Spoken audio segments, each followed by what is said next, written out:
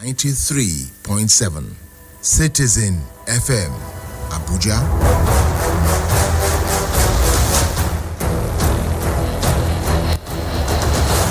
Time for news on the hour.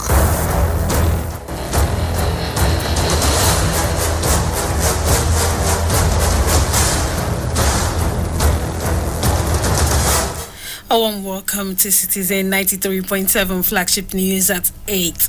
I am Esther Wosu.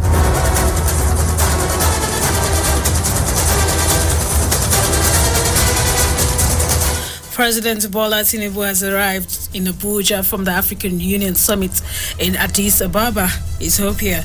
Tinubu, who departed Addis Ababa in the morning on Monday, arrived in Abuja around 3:40 p.m. While in Ethiopia, the Nigerian leader actively participated in the 44th ordinary sections of the Executive Council, held bilateral meetings and attended other events at the sidelines of the AU Summit. Tinubu joined other African leaders in high-level meetings on institutional reforms of the African Union, peace and security, specific thematic issues such as climate change, as well as modalities of participations and priorities of the continent's body and the G20. The president, who was accompanied on the trip by some ministers and other top government officials, spent 3 days in the East African country. Away from that, the Abuja Electricity Distribution PLC has threatened to disconnect the electricity supply of 86 ministries, departments and agencies over a total debt of 47.1 billion naira.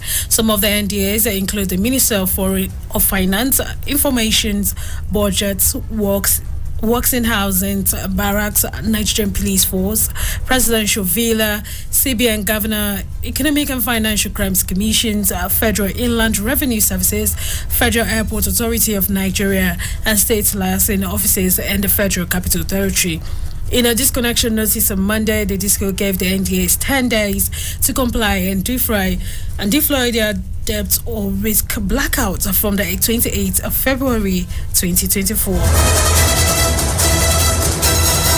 The Rivers State Police Command has neutralized Tubaba, the suspected gang leader believed to be the mastermind behind the murder of the late DP of Ahode Police Division, Bako Agbamishi. Gift Obara, better known as Tubaba, who is believed to be the leader of the dreaded Icelanders court group responsible for the death of DPO Agbabeshin and countless others, has been the target of a coordinated manhunt by the combined security teams of the police and other security agencies.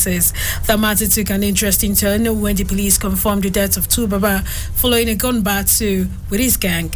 This confirmation was contained in a statement signed by the command's PRO, Grace Inaga Koko.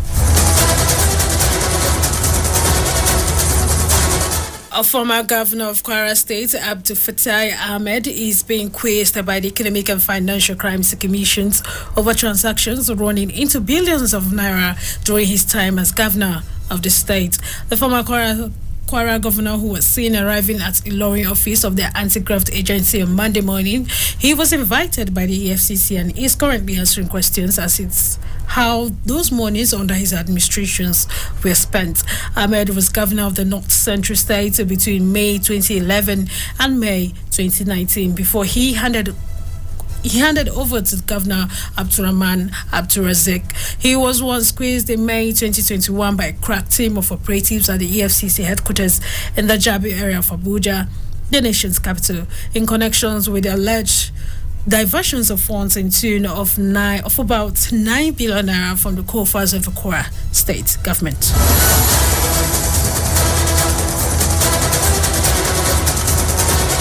In the meantime, cement manufacturers has agreed to sell a 50 kg bag of cement at a retail price between 7,000 naira and 8,000 naira, depending on the locations nationwide. However, the manufacturer stated that the price drop from the current market price would depend on the fulfillment of certain agreement interventions to amend critical challenges faced in the industry. The Minister of Works, David Umahi, disclosed this after a meeting with the leading manufacturers on Monday in Abuja.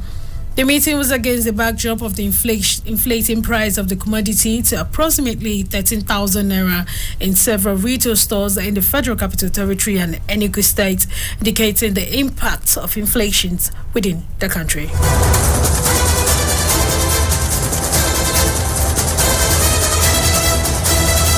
Meanwhile, the mandate secretary of the FCT Women Affairs Secretariat, Mrs. Adebayo Benjamin Lani, says the Federal Capital Territory Administration has sealed off an orphanage in Karomanji, the priesthood orphanage, after 23 children aged 1 to 14 trafficked from Plateau State were rescued from the orphanage.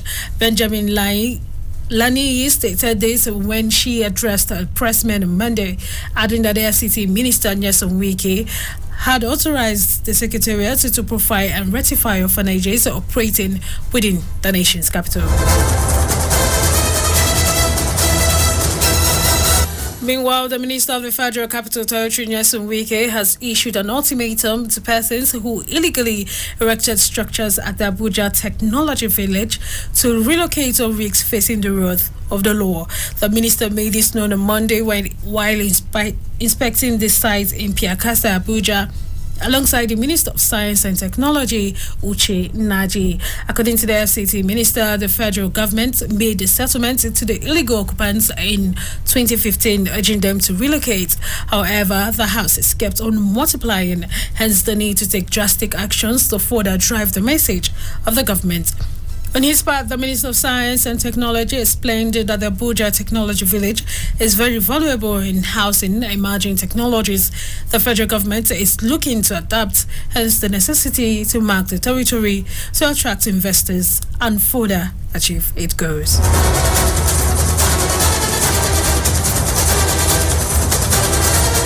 Away from FCT matters, the federal government has commenced the payment of the retired salaries of academics under the aegis of the Academic Staff Union of Universities. Multiple sources in the academic sector confirmed the development with newsmen in Abuja Monday. The chairperson of ASU at the Federal University of Technology, MENA, Professor Bolarin, who confirmed the development on the record, confirmed the report. Recall that President Bola Tinubu had in October 2023 approved the release of 4 of the 8 months as withheld workers' salary. Salaries were withheld when the administration of the former President Muhammad Buhari invoked a no work, no pay policy against some universities-based unions that embarked on a strike that lasted 8 months in 2022.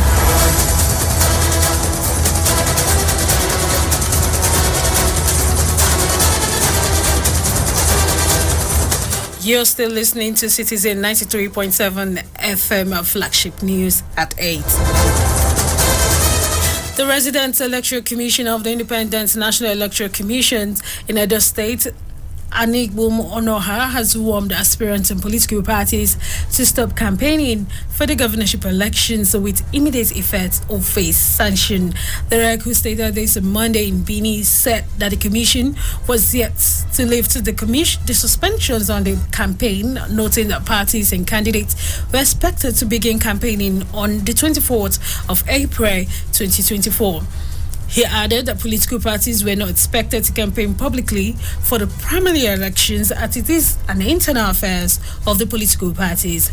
He said the practice was not in line with the INEC timetable, urging them to put a stop to it. He urged all political parties and aspirants to pull down billboards, signposts, as well as adverts on television and newspapers.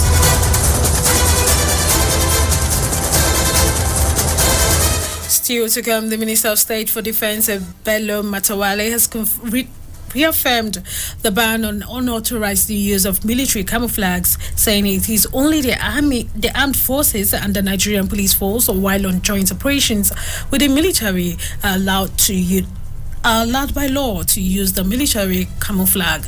The Director of Information and Public Relations in the Defense Ministry, Henshaw Ogubike, in a statement said the minister's call is coming at a time when criminals disguised as military and paramilitary personnel to cause havoc in the society.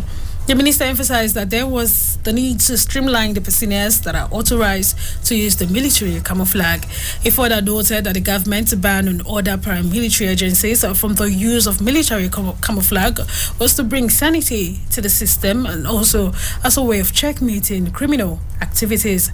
Matawale emphasized the readiness of the Nigerian Armed Forces and the Nigerian Police Force to enforce the directive given by the National Security Advisor Nuhu Ribado regarding the immediate cessations of the use of camouflage uniforms by paramilitary agencies.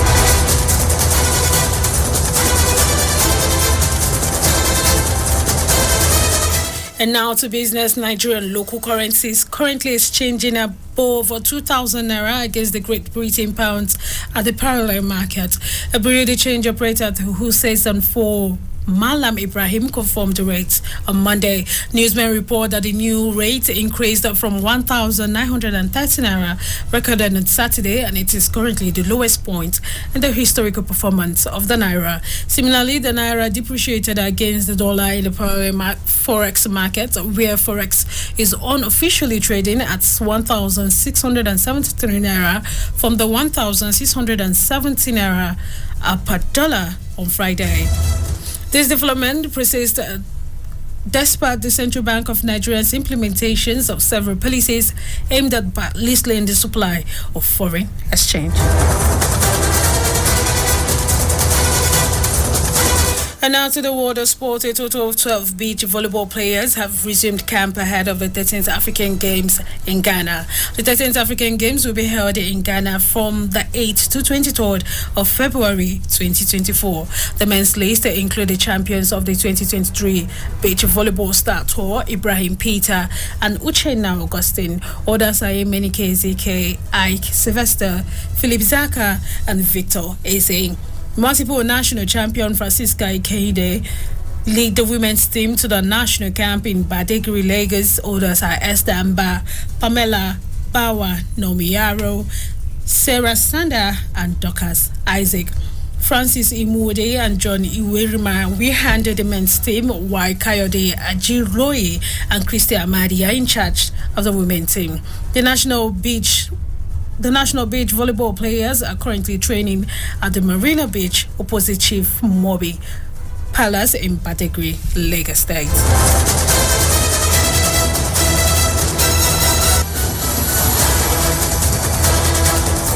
With that ends the Citizen 93.7 FM flagship news at 8 as edited by Lawrence Omoite.